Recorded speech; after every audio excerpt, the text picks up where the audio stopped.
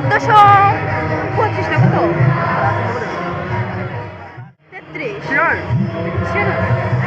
কোন 34 মনে করি 1434 এখানে ফার্স্ট টাইম আসা হয়েছে, অনেক ভালো লাগতেছে। সিলেট থেকে স্বামীবাবার থেকে এটা পয়লা বৈশাখ অ্যাকচুয়ালি আমাদের ঐতিহ্য সাংস্কৃতিক মানে পরিচয় বহন করতেছে। অনেক ভালো লাগতেছে, বড় করে সেলিব্রেশন হইতেছে সিলেটে। ঘুরে ঘুরে দেখে আসছি সাস্টে, আবার এইখানে এমসি কলেজে, অনেক ভালো লাগতেছে।